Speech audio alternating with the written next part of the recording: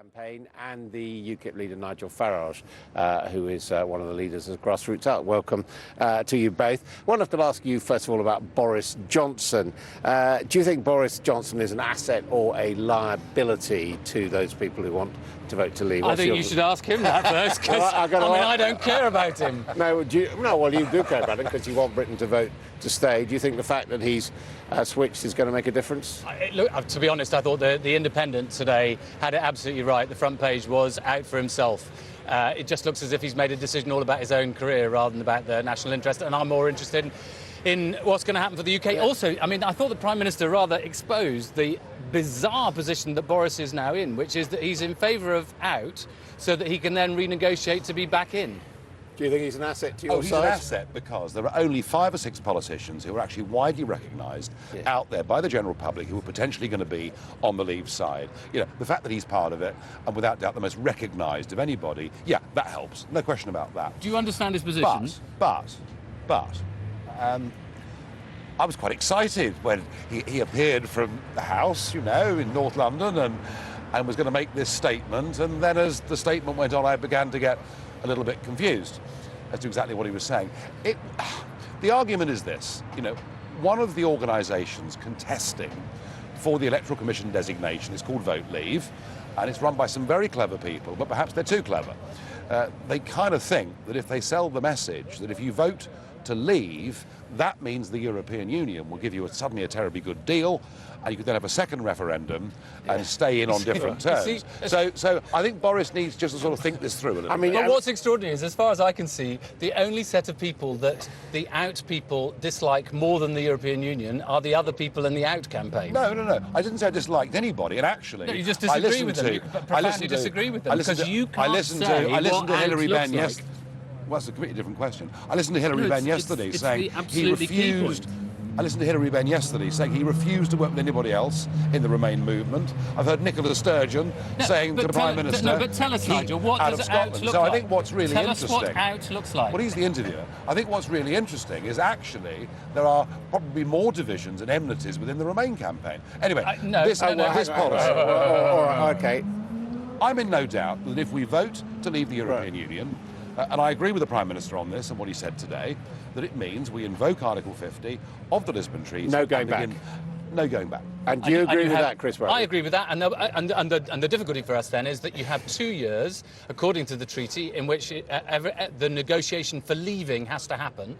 And during that period, do you really think that France and Germany and Italy and Poland, who've all just been through this upheaval for us now, are suddenly going to go, oh yes, you can have everything you want? Oh, and incidentally, at the same time, we would have to sign up to a deal if we wanted to stay, if we wanted to keep the trade with Europe, whereby we still had freedom of movement. Let's ask Nigel Farage. I mean, it would be 2 years of uncertainty. It would be 2 years of uncertainty, wouldn't it? No. Yes. Well, there's no uncertainty, because as soon as you invoke Article 50, all the trade deals and everything you have today stay in place. No, they don't. And they're suspended. It sounds like they're suspended. No, they're not. Right. No. If we're going to have this argument, you mustn't lie. If we invoke Article 50, if you really are going to talk about lies, the fibs that your campaign has perpetuated for years. So, let him speak. There isn't much point with this, is there? I'll just talk to Adam. Yeah. If we invoke Article 50, the status quo remains in terms of trade, so there's no worry about that.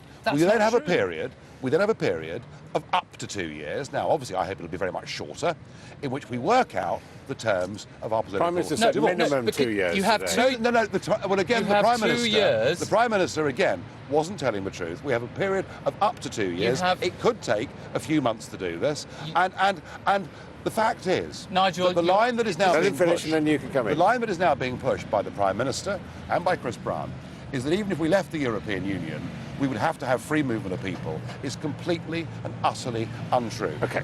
The point is, you have 2 years in which to negotiate your leaving. From the moment at which you have to start that process, all your other trade agreements with the rest of the world are suspended and are in tatters as far as the UK is concerned. And so that's the real danger for British business. Because I mean, lots of people. Nigel has said many times. It's completely true. Nigel has said many times. Well, again, it is what the Prime Minister said today. And it's true. What the Prime Minister said is he thought it would take us years and years and years to negotiate our own trade agreements. You know, I mean, the first point about that is that the Vienna Convention on Treaties says that actually there's a very good working assumption that we will automatically inherit those, number one. And number two, does the Prime Minister or Chris Bryant not think we're good enough to sort these negotiations All right, out? Chris Bryant, I do want to put a point to you that's been made by Dan Hannan today, and he's the Conservative MEP, as you know, and he says, why would we want to stay in an organisation which would take reprisals against us if we pulled out? They're not really, by implication, very good partners to have. Look, I start from a very fundamental principle, which is, and it's written on my membership card as a member of the Labour Party, which is that we achieve more by cooperation than we do by going it alone. And I think that that is true in Europe as well. We're not a hermetically sealed country. If we want to have clean beaches, clean water, clean air, we actually have to work with the other countries in Europe to look after our environment. If we want to tackle international crime, we have to do that in cooperation. If we want to tackle people trafficking, which leads to so many women and children being sold into sexual slavery in this country, we have to work with our European colleagues. And I know you're a fan of Putin. We work with our American colleagues. I know you're a fan of Putin. No, I'm not a fan of Putin. Well, you have said so in the past.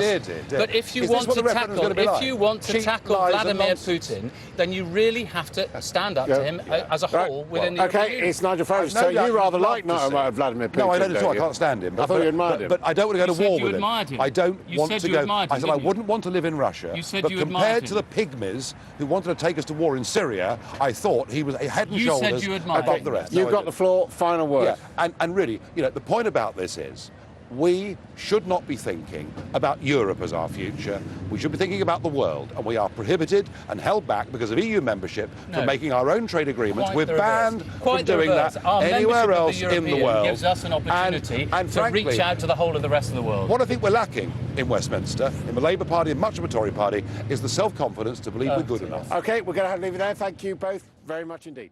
You didn't frankly have the balls to put country before party.